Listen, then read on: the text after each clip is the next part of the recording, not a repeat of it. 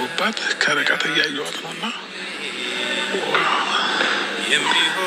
ወርጄ ነው የምቀበላት ጋይስ። ጤና ይስጥልን ውድ ቤተሰቦቻችን እንዴት ናችሁ? ደህና ናችሁ ወይ? ሰላም ናችሁ ወይ? ይመስገን ከኔ ጋር ሁሉ ሰላም ነው። እንግዲህ እንደሰማችሁት ነው ማለት ነው ውድ ተመልካቾቼ፣ ውድ ቤተሰቦቼ እንግዲህ አብርሽና ሩታ እንግዲህ እራት ግብዣ ነበረ። እንግዲህ እራት ግብዣ ነበረ ይላል። እንግዲህ የዛን ደግሞ ምን አለ መሰላቸው? ቀይ ቀሚስ በጣም ነው የምወደው። ቀይ ቀሚስ ገዝቻት አለው። ስለዚህ እሱን ለብሳ ትመጣለች አለ። ጋስታ እንግዲህ ማለት ለብሳ መጣች። እንግዲህ ውድ ቤተሰቦቻችን ይሄ እንግዲህ እሱ ነው የገዛላት ማለት ነው። እንግዲህ ዋው አምሮብሻል ምናምን እያለ ነበረ።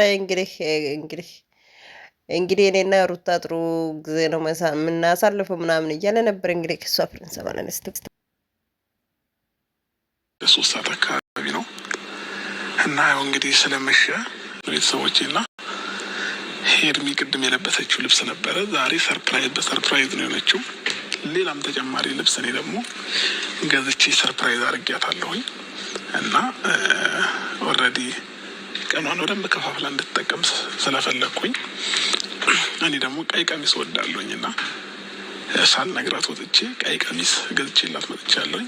ለበሽው ብያት ሩም እየለበሰች ነው። ስትመርባታል ብዬም ተስፋ አለኝ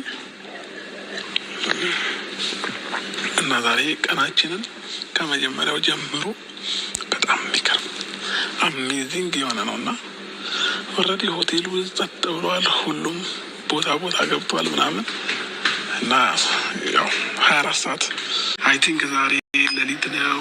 ከሌሊቱ 7 ሰዓት መጀመሪያ አይደለም በቃ እና እጅግ በጣም ደስተኛ ነኝ ከምልሽ በላይ። አንዳንድ ጊዜ ለካሁን ከቀናቶች ይልቅ እንግዲህ ውድ ቤተሰቦቻችን እንደሰማችሁት ነው ማለት ነው። አብርሽ ያለውን እንግዲህ ሰምታችኋል ብዬ አስባለሁ። እንግዲህ ለሄርሜላ እንግዲህ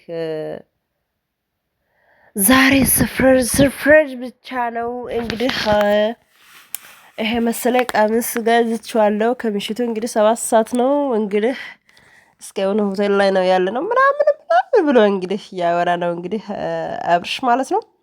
እንግዲህ ስለ ሄርሜላ የት እንደወለድሹ እንደገና ደግሞ የት ነው የተማርሹ እንደገና ደግሞ ስለበቃ ያለው ነገር አካፊ ለኔም ለጎደኞችም ወይም ለተመልካቾችም ምናምን እያለ እንግዲህ እየጠየቀ ነበረ አብርሽ ማለት ነው። እንግዲህ እሷ እንግዲህ መልሱ ምን ብላ መለሰች መሰላችሁ? የተወለድኩት ዙባይ ነው ያደግኩት ደግሞ ማለት ከዛን በ12 ዓመቴ ቡታጅራ ነው የመጣሁት። ቡታጅራ ላይ ደግሞ ትምህርት ምናምን እየተማርኩ ደግሞ 12ኛ ክላስ ጨርሼ ደግሞ ወደ አዲስ አበባ መጣሁ። አዲስ አበባ መጥቼ ደግሞ አንተን አገኘሁት ብላ እንግዲህ ምላሽ ትሰጣለች ማለት ነው ሄርሜላ። እንግዲህ አብርሽም ከዚህ በፊት ተደስቼም አላቅም፣ ደስተኛ ሆኜም አላቅም። እንግዲህ ከአንቺ ጋር ከተገናኘው በኋላ ብዙ ደስታ ነው ያገኘሁት ምናምን ብሎ እንግዲህ ያካፍላታል እሱም ማለት ነው። እንግዲህ ውድ ቤተሰቦቻችን አንድ ሰው ትዳሩን ትቶ ልጁን ትቶ ያለው ነገር ሁሉም ትቶ አዲስ ህይወት ሲጀመር አያስጠላም? ያ ማለቴ እግዚአብሔር ፍሬው ሲሰጥህ ያ ፍሬው ደግሞ አንድ ላይ ሆኖ ማሳደጉን ትቶ በቃ የሆነ እንትን ሳድርግ አያስጠላም? የምር በጣም ያስጠላል። እና ማለት የፈለግኩት የማልፍ ነገር የለም መልክም ነገ እንደ ጠዋቱ ጣዛ ይሆናል። መልክም ሁሉም ውበትም ሁሉም ገንዘብም ሁሉም ያልፋል። የማያልፍ ነገር የለም። ዛሬ መልክ አለኝ ወይም ውበት አለኝ ወይም ብር አለኝ ወይም ሀብት አለኝ ወይም በቃ ከኔ በላይ እኔን ብቻ እዩት የሚሉ ሰዎች ዛሬ እንዴት እንዳሉ የት እንደገቡ በምን ሁኔታ እንዳሉ እያየን ነው ያለነው። ማለት የፈለኩት ቢያጭሩ ምን ማለት ፈልጌ ነው? መጀመሪያ እግዚአብሔር የሰጠው ትዳር ላይ ያ ትዳር ውስጥ ደግሞ እግዚአብሔር ፍሬ ሲሰጥ ያ ፍሬ ውስጥ ደግሞ ፍሬ ሆነህ አንድ ላይ ሆኖ በፍቅር ያ ፍሬውን ማሳደግ ትቶ ወደዛና ወደዚህ ስል በጣም የሚያስጠላ ነገር ነው የምር። አሁን እነዚህ ውስጥ ወይም ይሄ ውስጥ ያላገቡ ልጆች ወይም ገና ትዳር በቃ መመሰረት አለብን የሚሉ ትዳር ውስጥ ወይም ትዳር አለም ውስጥ እገባለሁ ብሎ የሚያስቡ ልጆች የሚያስቡ ሰው ማለት ነው። ይሄንን ቪዲዮ ከተመለከቱ በኋላ ከዚህ ቪዲዮ ውስጥ ማለት ነው ምን ትምህርት ያገኛሉ? ምንድነው ትምህርቱ የሚወስዱት? ዛሬ ለምሳሌ ትዳር ከተመሰረቱ በኋላ ነገ ደግሞ ሌላ ህይወት እንደሱ መቀጠል አለባቸው ወይስ እንዴት ነው? ዛሬ ትዳር ከተመሰረቱ በኋላ ልጅ ከመጣ በኋላ ልጁን ትቶ ደግሞ ሌላ መልክ ያላት ሴት ወይም ሌላ በቃ ሌላ ቦታ ማሄድ አለባቸው እንደ እኔ ሌላ ቦታ ሄዶ እንደዚህ መሆን አለባቸው ማለት ነው ወይስ እንዴት ነው ይሄ ነገር?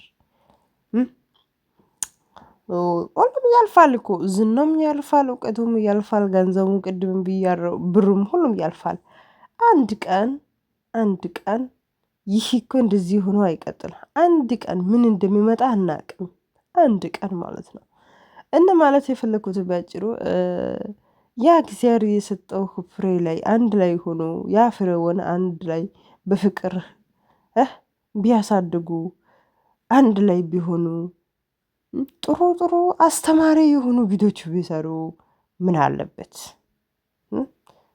ምን አለ ለምሳሌ አሁን ሩታና እሱ አንድ ላይ ሆኖ ከልጁ ጋር ደስ የሚል ቪዲዮ ከሰሩ እኮ ብዙ ተመልካቾች ያገኛሉ። ብዙ ማለት ነው። እና እኔ አሁን ማለት የፈለኩት ማለት ነው እንግዲህ ሩታ ከወለደች 5 ወር አካባቢ ነው እንደዛ ይመስለኛል 5 ወር ምናምን። ኦኬ በዚህ 5 ወር ውስጥ እስቲ መጀመሪያ በእርግዝና ወቅትም እንደዚሁ አሁንም ደግሞ ከወለደች በኋላም እንደዚሁ በቃ ነገራቸው እየባሰ እና ያስጠላል። ፌክ ማስራት በጣም ያስጠላል። ለምን ብትሉት ከዚህ ውስጥ ሰው ምንድነው የሚማረው?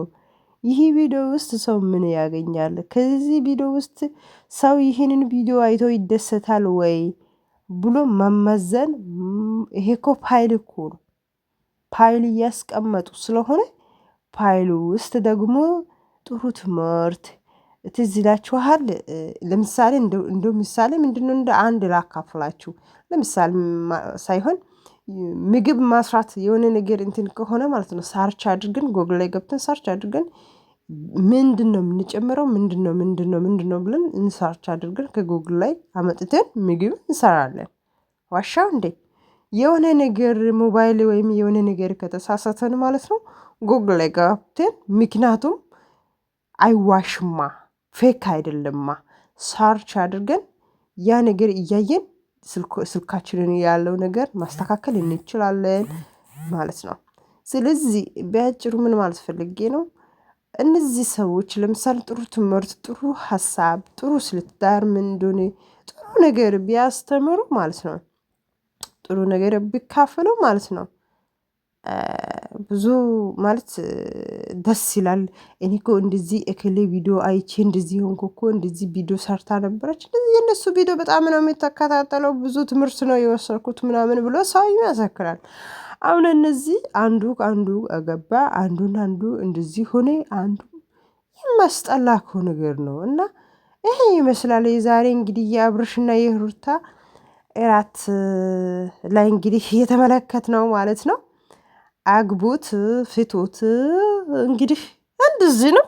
ዋሻው እንደ አግቡት ፍቱት ሌላ አግቡት ማለት ነው እንግዲህ ይሄ ይመስላል። እንግዲህ ውድ ቤተሰቦቻችን ወዳችሁ ፈቅዳችሁ ጊዜ ሳትሰጣችሁ ስለከታተላችሁ አመሰግናለሁ።